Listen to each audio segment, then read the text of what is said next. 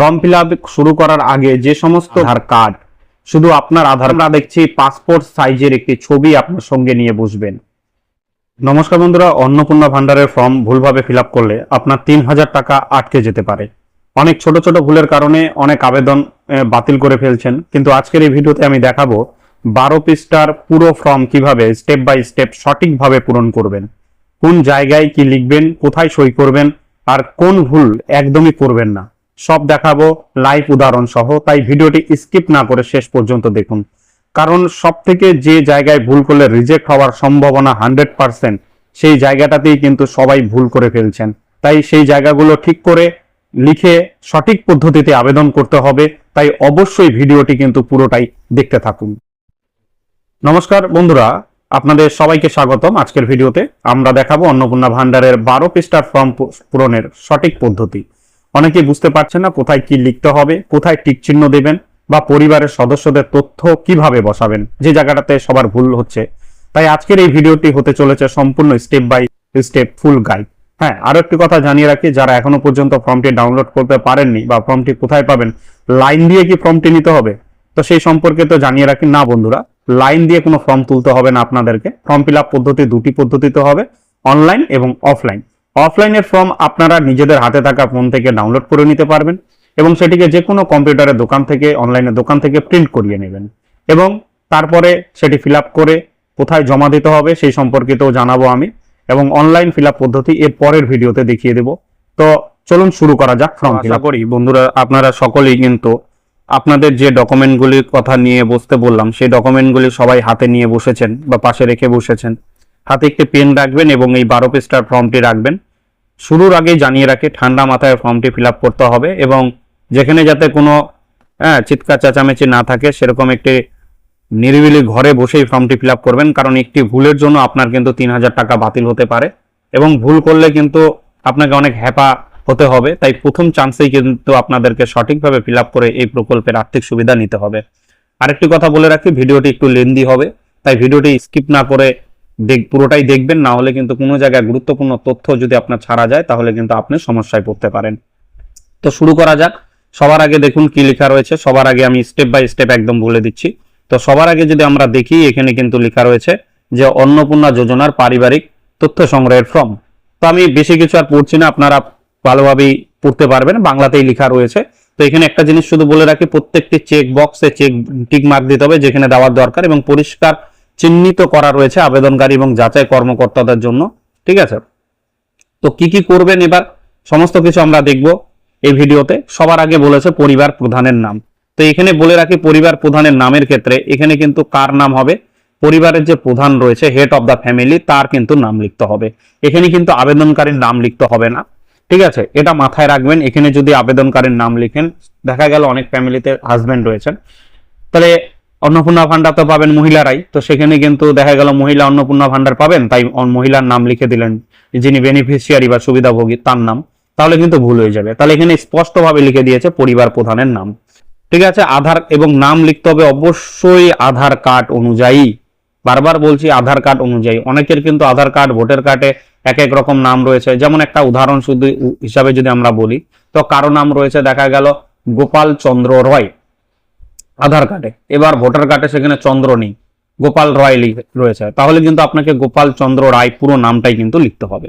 Next বলেছে 2 নম্বর জন্ম তারিখ। জন্ম তারিখ হচ্ছে দিন, মাস, বছর অনুযায়ী কিন্তু লিখতে হবে। ঠিক আছে, কার জন্ম তারিখ লিখতে হবে, অর্থাৎ যিনি আবেদন করছেন তার জন্ম তারিখ এখানে লিখবেন, অর্থাৎ সেই মহিলা বেনিফিশিয়ারির আবেদন জন্ম তারিখ কিন্তু এখানে লিখতে হবে। নেক্সট আমরা যাব পরিবার প্রধানের লিঙ্গ। যিনি পরিবারের প্রধান রয়েছে তিনি কি পুরুষ না মহিলা, সেটা অবশ্যই আপনাকে চিহ্নিত করতে হবে।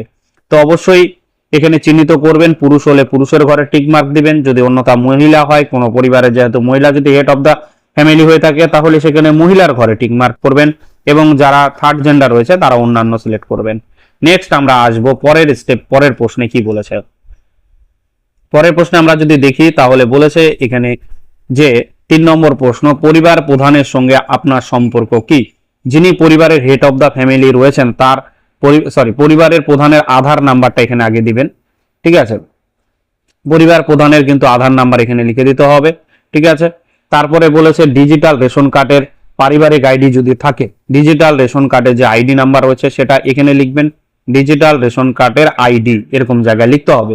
পরিবারের সদস্য সংখ্যা এখানে লিখবেন, 3 হলে 3 জন, 4 হলে 4 জন, 5 হলে 5 জন, তার বেশি হলে সেটাই লিখবেন। কি বলেছে, শুধুমাত্র সংখ্যাই লিখবেন, এখানে বানান করে লেখার দরকার নেই। 4, 3, 5 যার পরিবারে যতজন সদস্য রয়েছে ততজনই দিবেন, ঠিক আছে। কোনো এখানে ভুল তথ্য দিলে কিন্তু যখন যাচাই হবে যদি ধরা পড়েন তাহলে কিন্তু ফর্ম বাতিল হয়ে যাবে। তাই কোনো তথ্যই কিন্তু ভুল দিবেন না, সেখানে সঠিকভাবে তথ্য উপস্থাপন করবেন। নেক্সট বলেছে ঠিকানা। এবার আপনার আধার কার্ডে যে ঠিকানাটা রয়েছে, গ্রাম, পোস্ট যা রয়েছে যার ঠিকানা সেটি কিন্তু পরপর এখানে লিখে দিবেন, স্থায়ী ঠিকানা হতে হবে। নেক্সট বলেছে যোগাযোগ নম্বর, আপনাকে যে নাম্বারে যোগাযোগ করা যেতে পারে সেই ফোন নাম্বারটা লিখবেন। যদি নিজের ফোন নাম্বার থাকে তাহলে খুবই ভালো, যদি নিজের ফোন নাম্বার না থাকে তাহলে চিন্তার কোনো কারণ নেই, পরিবারের যে কোনো একজন সদস্যের কিন্তু আপনারা এখানে দিয়ে দিবেন, ঠিক আছে। নেক্সট আমরা দেখব 9 নাম্বার পয়েন্টে। 9 নাম্বার পয়েন্টে কি বলেছে একটু ভালো করে লক্ষ্য করলে আমরা দেখতে পাবো যে নাম, জন্ম তারিখ, লিঙ্গ, পরিবারের প্রধানের সঙ্গে সম্পর্ক, আধার নং, পরিবারের সকল সদস্যের। এখানেই সব থেকে গুরুত্বপূর্ণ জিনিস যে দেখা গেল একজন পরিবারে 5 জন ফ্যামিলি মেম্বার রয়েছেন কিন্তু আপনারা শো করছেন মাত্র 2 জনের, তাহলে কিন্তু ভেরিফাই এর সময় আপনার ফর্ম রিজেক্ট হয়ে যেতে পারে। তাই অবশ্যই এখানে পরিবারের প্রত্যেক সদস্যদের এখানে নাম লিখবেন, এখানে জন্ম তারিখ তার, এখানে লিঙ্গ পুরুষ না মহিলা, পরিবারের প্রধানের সঙ্গে সম্পর্ক এখানে লিখবেন, বাবার সাথে সম্পর্ক। ধরুন আমি যদি আমার ক্ষেত্রে দিয়ে উদাহরণ দিই, ধরুন আমার মা সেই বেনিফিশিয়ারি সুবিধাভোগী, তাহলে এখানে প্রথমে সদস্যের নাম, এখানে কিন্তু আমার বাবার নামটা লিখতে হবে না, এখানে সবার আগে যিনি বেনিফিশিয়ারি তার নামটা হবে, অর্থাৎ এখানে লিখতে হবে যিনি এই সুবিধা পাবেন তার নাম এখানে লিখতে হবে। আবারও বলছি, যিনি সুবিধা পাবেন তার নাম 1 নম্বরে লিখে দিবেন। তার জন্ম তারিখ অর্থাৎ আমার মার এখানে জন্ম তারিখ লিখলাম, তার লিঙ্গ লিখলাম, পরিবারের প্রধানের সঙ্গে তার সম্পর্ক লিখলাম, স্ত্রী হবে আমার বাবার, এবং তারপরে আধার নাম্বার অর্থাৎ যিনি বেনিফিশিয়ারি তার আধার নাম্বারটা দিয়ে দিলেন। অন্নপূর্ণা, এখানে দেখুন এখানে অন্নপূর্ণা যোজনার জন্য আবেদন করা হচ্ছে, উত্তর হবে হ্যাঁ, ঠিক আছে। সরি, পরিবারের প্রধান এইচ অফ দ্য হ্যাঁ লিখলেন এবং এখানে হ্যাঁ অপশনে নাম দিয়ে দিলেন, ঠিক আছে। এবার 5 বছরের কম বয়স হলে তার আধার নাম্বারের চিহ্নিত স্থানে না চিহ্নিত করুন, যদি 5 বছরের কম হয়ে থাকে তাকে সেই পরিবারে মানে সেই সদস্যটির জন্য আধার নাম্বার দিতে হবে না। নেক্সট একইভাবে চলে আসুন 2 নম্বরে, যদি দেখি 2 নম্বর সদস্যের নাম, এখানে ধরুন আমার নাম লিখলাম, আমার জন্ম তারিখ লিখলাম, লিঙ্গ লিখলাম, আমি কি আবেদন করছি অন্নপূর্ণা ভান্ডারের জন্য, তাহলে এখানে হ্যাঁ হবে না, এখানে কি হবে না, তাহলে এখানে না শব্দটা কিন্তু আপনাকে লিখতে হবে না, হ্যাঁতে টিক দিবেন না, তার মানেই না। এইভাবে করে আপনারা কিন্তু, ভিডিওটি যেহেতু বড় হয়ে যাচ্ছে তাই আমি যেগুলো একই টাইপের সেগুলো আর বলছি না, এইভাবে একই টাইপের দেখুন পরিবারের 3 নাম্বার, 4 নাম্বার, 5 নাম্বার সদস্যদের নাম, এবং তারা যদি আবেদন করে থাকে তাদের সংখ্যাটা দিতে হবে, এই হ্যাঁ লিখতে হবে। দেখুন আমার ওয়াইফ যদি থাকে তাহলে আমি তার নাম লিখতাম, এখানে তার জন্ম তারিখ লিখতাম, তার লিঙ্গ লিখতাম, পরিবারের প্রধানের সঙ্গে শ্বশুর, বৌমা লিখতাম, আধার নাম্বার লিখতাম আমার ওয়াইফের, এবং এখানে তারপরে হ্যাঁতে টিক মার্ক করে দিতাম। নেক্সট আমরা চলে যাব প্রশ্ন নাম্বার 10-এ। প্রশ্ন নাম্বার 10-এ কি বলেছেন দেখে নিন। প্রশ্ন নাম্বার 10-এ বলেছে পরিবারের প্রধানের সঙ্গে পরিবারের সকল প্রাপ্তবয়স্ক সদস্যের ব্যাংক অ্যাকাউন্ট নগদ অর্থ স্থানান্তরের জন্য। এখানে ব্যাংক অ্যাকাউন্ট দিবেন, কার ব্যাংক অ্যাকাউন্ট দিবেন, এখানে ব্যাংক অ্যাকাউন্টের নাম, ব্যাংক অ্যাকাউন্ট অনুযায়ী যে নাম রয়েছে সেই নামটা আপনারা এখানে লিখবেন, ব্যাংক অ্যাকাউন্টের নাম, অ্যাকাউন্ট নাম্বার দিবেন, আইএফসি কোড বেনিফিশিয়ারির অর্থাৎ যিনি কিন্তু এই সুবিধা পাচ্ছেন, সরি এইচ অফ এফ বলেছেন অর্থাৎ house of head of the family, অর্থাৎ যিনি এখানে হেড অফ দ্য ফ্যামিলি তিনি যদি মহিলা হয়ে থাকেন তাহলে তার দিবেন, ঠিক আছে। আর যদি পুরুষ হেড অফ দ্য ফ্যামিলি হয় তারটাও এখানে দিতে বলেছেন। এবার আসে সদস্য 1, অর্থাৎ এখানে যিনি বেনিফিশিয়ারি, এখানে যিনি সুবিধাভোগী অর্থাৎ যিনি এই প্রকল্পের জন্য আবেদন করছেন তার কিন্তু দিতে হবে এখানে তার ব্যাংকের নাম, অ্যাকাউন্ট নাম্বার এবং আইএফসি কোড। দ্বিতীয় সদস্যের হলে তার দিতে হবে, ধরুন আমার এখানে দিলাম, আমার ওয়াইফ যদি আবেদন করে থাকে তার এখানে তথ্য আমাদেরকে তুলে ধরতে হবে। নেক্সট আমরা যাব 11 নাম্বার প্রশ্ন। এইভাবে বাকিগুলো আপনারা ফিল আপ করবেন, আশা করি বুঝতে পারছেন। তারপরেও যদি সমস্যা হয়ে থাকে তাহলে কমেন্ট সেকশনে অবশ্যই জানাবেন, আপনারা একটা যে জায়গাটা বুঝতে পারছেন না তার একটা স্ক্রিনশট মেরে আমার কমেন্ট সেকশনে এই ভিডিও দিয়ে দিবেন, আমি যত তাড়াতাড়ি সম্ভব সেই দিনের মধ্যেই সেই মুহূর্তেই আমি কিন্তু আপনাদের জন্য আরেকটি ভিডিও এনে আমি আপলোড করে দেব। নেক্সট আমরা দেখব 11 নাম্বার ফর্মে কি বলেছে। 11 নাম্বার পয়েন্টে বলেছে epic H head of the family এবং সকল প্রাপ্তবয়স্ক সদস্যের ভোটার তালিকায় অংশ নম্বর সহ। এবার এখানে যেটা করবেন সেটা হচ্ছে ফ্যামিলির হেড অফ দ্য ফ্যামিলির এপিক নাম্বার, অর্থাৎ আমি যদি আমার উদাহরণ দিয়ে বলি আবারও, তাহলে আমার বাবার ভোটার কার্ডের নাম্বার, বিধানসভা ক্ষেত্র এবং অংশ নম্বর, কত নম্বর অংশে রয়েছে সেখানে লিখবেন, অর্থাৎ আপনার ব্লকের নামটা এখানে কত নম্বর অংশ রয়েছে সেটা। এবার সদস্য 1 এপিক নাম্বার, অর্থাৎ বেনিফিশিয়ারির এপিক নাম্বার, অর্থাৎ আমার মায়ের জন্য ফিল আপ করলে আমার মার বিধানসভা ক্ষেত্রের নং, সেটা তো একই হবে। দ্বিতীয়ত আমার এখানে ডকুমেন্ট দিলাম, ধরুন আমার ওয়াইফের এখানে দিলাম, ধরুন আরো যদি সদস্য থেকে থাকে বাড়িতে তাহলে তাদেরগুলো এখানে দিতে হবে। অবশ্যই এই ঘরটা কিন্তু মাস্ট, ঠিক আছে, এই ঘরটা কিন্তু সঠিকভাবে পূরণ করতে হবে, না করলে কিন্তু ফর্ম রিজেক্ট হয়ে যাবে। নেক্সট আমরা যাব কিন্তু পরের প্রশ্নে। পরের প্রশ্ন বলেছে 12 নাম্বার প্রশ্ন। 12 নাম্বার প্রশ্নে এখানে কিছু নেই, এখানে শুধু দিতে হবে আপনার বিভাগ কি। আপনার যদি জেনারেল হল তাহলে এখানে টিক মার্ক দিবেন এরকম জায়গায়, যদি অসংরক্ষিত হন ইডাব্লিউএস তাহলে এখানে টিক দিবেন, তপশিলি জাতি হলে এখানে, উপজাতি হলে এখানে, অন্যান্য অর্থাৎ ওবিসি হলে এখানে, আর বিশেষ ঝুঁকিপূর্ণ জনগোষ্ঠী হলে এখানে। প্রযোজ্য শংসাপত্র এবং জাতিগত আর্থিকভাবে দুর্বল শ্রেণী ক্রিমিলেয়ারের শংসাপত্র ইত্যাদি, এটা কিন্তু আপনাদেরকে যদি এখানে ক্লিক করেন তাহলে কিন্তু আপনাদেরকে এখানে হার্ড কপিটা জমা করার সময় সেই এসসি এসটি ওবিসি কার্ডের সার্টিফিকেটের জেরক্স কপি কিন্তু আপনাদেরকে জমা করতে হবে। নেক্সট আমরা যাব এবার পরের প্রশ্ন। পরের প্রশ্ন বলেছে রেশন কার্ড। রেশন কার্ড এখানে অবশ্যই সব থেকে ইম্পর্টেন্ট জিনিস যেটা রেশন কার্ড। আপনি যদি মনে করেন কোনো কারো পরিবারের সদস্য আপনার 5 জন 6 জন রয়েছে, আপনার 2 জন বা 3 জনের ডেটা দেখাবেন, বাকিদেরটা দেখাবেন না, ঠিক আছে, তাহলে কিন্তু এখানে বড় ভুল হয়ে যাবে। কারণ ডিজিটাল রেশন কার্ডের যদি নাম্বারটা ক্লিক করে সেখানে কিন্তু আপনাদেরকে ফ্যামিলি মার্চ করা রয়েছে। তাহলে কি বলেছে, আপনার ডিজিটাল রেশন কার্ড আছে, উত্তর হ্যাঁ হলে হ্যাঁ দিবেন, না হলে না দিবেন। তো এই মুহূর্তে আশা করি সবারই ডিজিটাল রেশন কার্ড হয়ে গেছে। যদি কারো না থেকে থাকে চিন্তা নেই, না দিবেন, এটা কোনো ফ্যাক্টর নয় হ্যাঁ বা নাই। যদি হ্যাঁ হয় তবে কার্ডের ধরন উল্লেখ করুন। কারো যদি এএওয়াই কার্ড হয় তিনি এখানে টিক দিবেন, কারো যদি পিএইচএইচ কার্ড হয় এখানে দিবেন, এসপিএইচএইচ হলে এখানে টিক দিবেন, আরকেএসওয়াই হলে এখানে দিবেন, আরকেএসওয়াই2 হলে এখানে দিবেন, ভর্তুকিহীন হলে এখানে দিবেন। যেটাই হবে সেটা এখানে ক্লিক করবেন আপনার কার্ড দেখে। এই জন্য বলেছিলাম সমস্ত ডকুমেন্টগুলো পাশে নিয়ে বসতে। পরিবারটি রেশন দোকানে থেকে মাসিক রেশন তুলছে কিনা, যদি আপনি রেশন তুলে থাকেন তাহলে হ্যাঁ, না হলে না। যেমন অনেকেই রয়েছেন যারা বাইরে থাকে বলে রেশন তুলে না, তো তাদের ক্ষেত্রে না হবে, আর যারা তুলেন তাদের ক্ষেত্রে হ্যাঁ। এবার আসি সম্পদ, বাড়ির ধরন। বাড়ির ধরন কিরকম, আপনার বাড়িতে কি 3 বা তার বেশি পাকা ঘর আছে, হ্যাঁ হলে হ্যাঁ দিবেন, না হলে না দিবেন।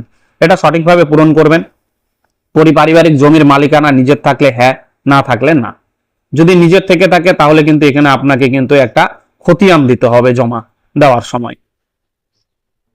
এবার 4 নম্বর পেজে পরিবারের সকল সদস্যের মোট জমির পরিমাণ কত, এখানে শতকে লিখবেন।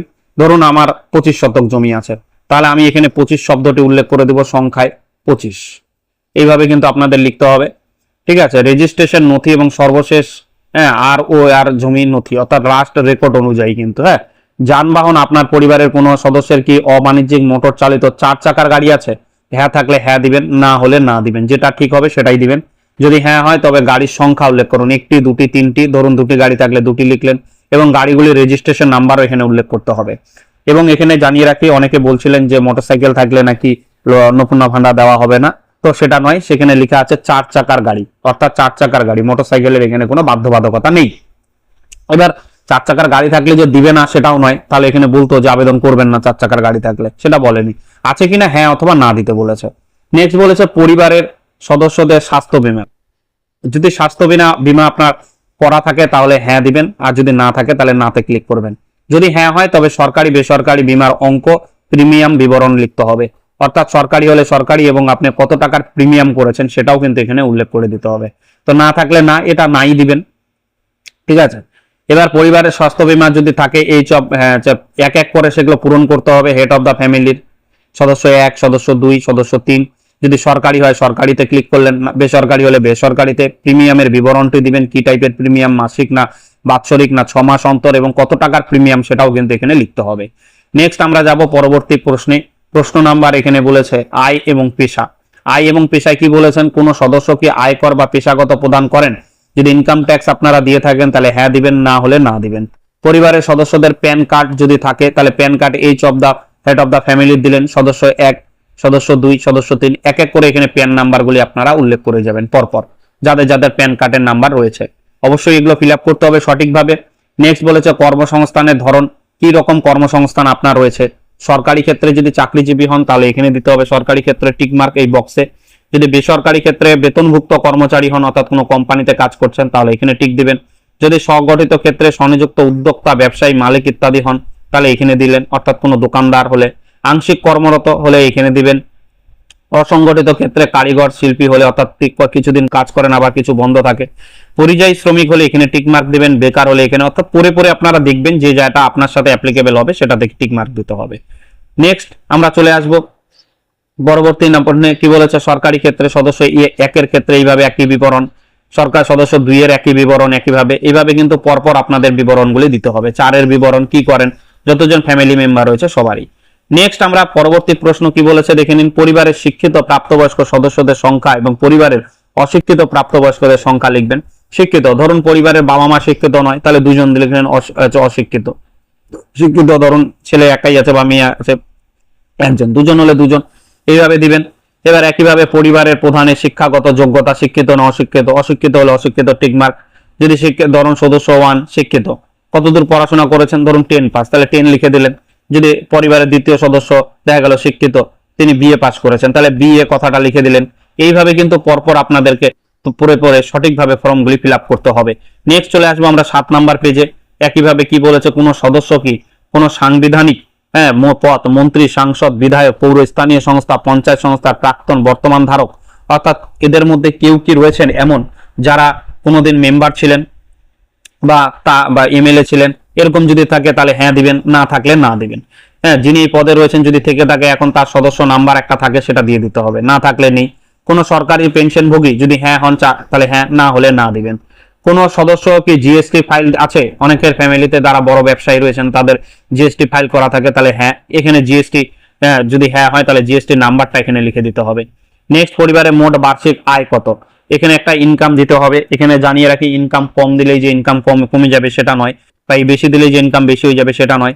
মিনিমাম এখনকার দিনে ফ্যামিলিতে 10,000 টাকার কম ইনকামে কিন্তু ফ্যামিলি চলে না, তাহলে 12 মাসের ইনকাম এখানে বার্ষিক বলেছে, তাই আমার মনে হয় 1,20,000 টাকাটা দেওয়া উচিত।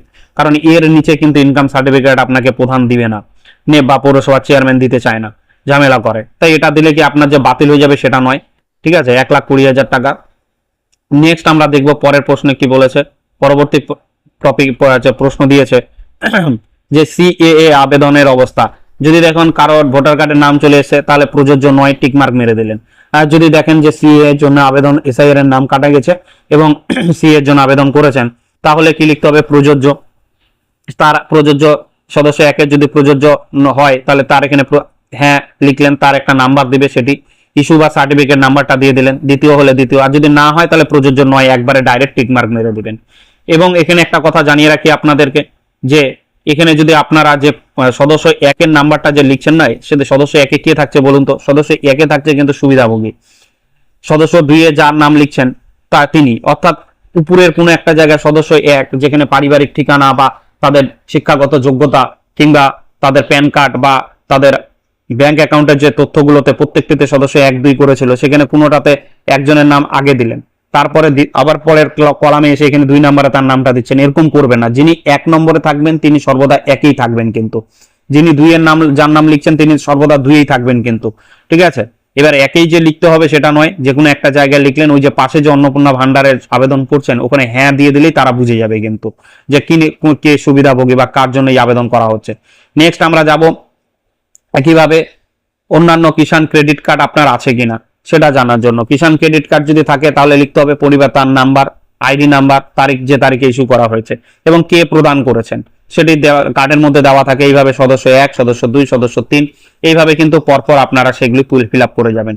নেক্সট আমরা যাব, যদি এসআইআর এর কারো নাম বাদ দিয়ে থাকে তাহলে এসআইআর এর নাম বাদ গেলে ট্রাইব্যুনালে মামলাটি বিচারাধীন কি নয়, প্রযোজ্য নয়। যাদের নাম আছে তারা প্রযোজ্য নয় টিক করবেন, যাদের নেই তাদের হচ্ছে হ্যাঁ ক্লিক করবেন। হ্যাঁ ক্লিক করার পরে তাদের মামলার ধরনটি সেখানে বিবরণ করতে হবে।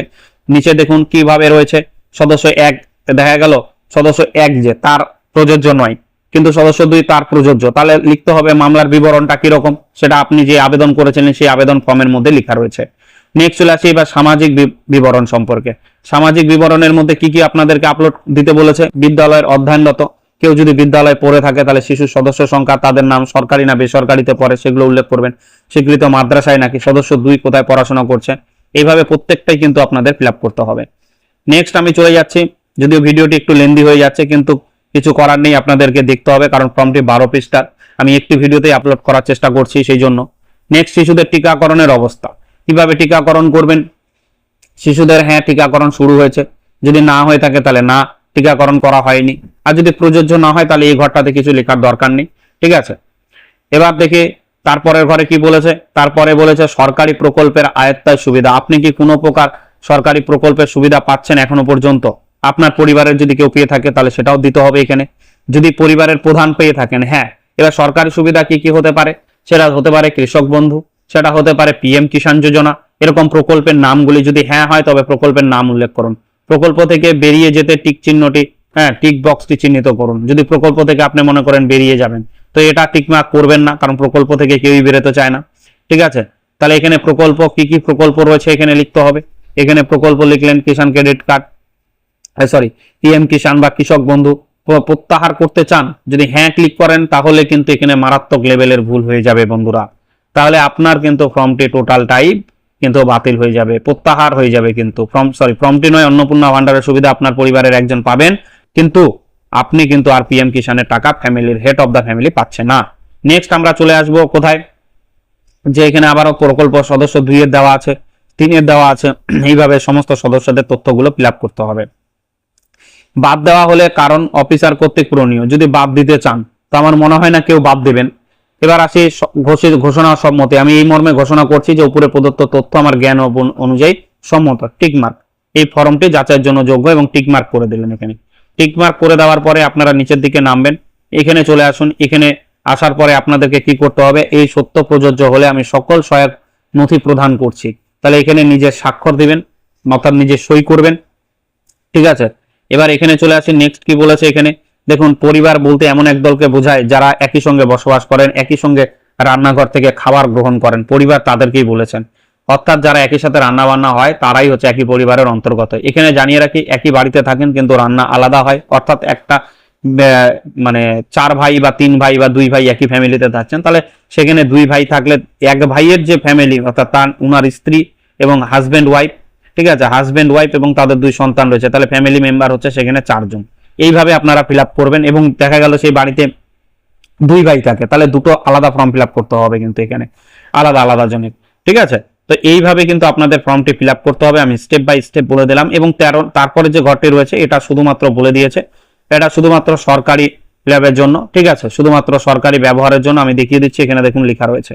এখানে আপনি চাইলে আপনার নাম না লেখাই উচিত, ওখানে বললে, ওখানে যাওয়ার পরে জমা দিতে যাওয়ার সময় যদি লিখতে বলে, তাহলে এখানে নাম, কার পুত্র সন্তান আপনি সেটা লিখলেন। এইভাবে লিখে কিন্তু আপনাদেরকে এটি রিসিভ করে কিন্তু আপনাদেরকে ব্যাক দিবে, ঠিক আছে। তাহলে এটি রিসিভ করার পরে আপনাদেরকে কিন্তু আপনার হাতে রিসিভ কপি হিসাবে দিয়ে দিবে। দেখতে পাচ্ছেন এখানে তারিখ স্বাক্ষর করবেন যারা অফিসার রয়েছেন। এইভাবে পুরো ফর্মটি ফিল আপ করে কিন্তু আপনাদেরকে জমা করতে হবে। এবার আসি জমা কোথায় করতে হবে, কি কি ডকুমেন্টস দিতে হবে। আমি যে ডকুমেন্টসের তালিকাটা প্রথমে তৈরি করে দিয়েছিলাম, সেই ডকুমেন্টসগুলো আপনার এবং আপনার সাথে সাথে পরিবারের সকলেরই সমস্ত ডকুমেন্টসগুলো আপনারা নিয়ে চলে যাবেন কিন্তু আপনার পাশে ভিডিও অফিসে বা ব্লক অফিসে, সেখানে গিয়ে কিন্তু জমা করে দিবেন। এই ফর্মগুলো জমা শুরু হচ্ছে আগামী কাল থেকে, অর্থাৎ আগামী শুক্রবার থেকে কিন্তু এই ফর্মে জমা হচ্ছে। এবং আগামী কালে কিন্তু অনলাইনে ফর্ম ফিল আপের জন্য একটি পোর্টাল খুলবে। যারা গিয়ে জমা দিতে পারবেন না তাদের জন্য কিন্তু অনলাইন পোর্টালে কিন্তু আপনারা আবেদন করে দিতে পারবেন।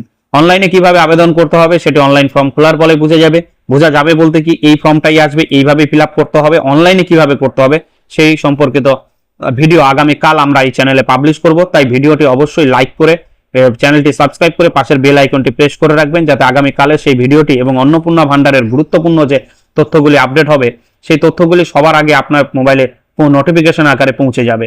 ধন্যবাদ বন্ধুরা। ভিডিওটি ভালো লেগে থাকলে একটি লাইক কমেন্ট করবেন এবং অবশ্যই শেয়ার করে বাকিদেরও ফর্ম ফিল আপের সুবিধা সম্পর্কে জানিয়ে দিন। ধন্যবাদ।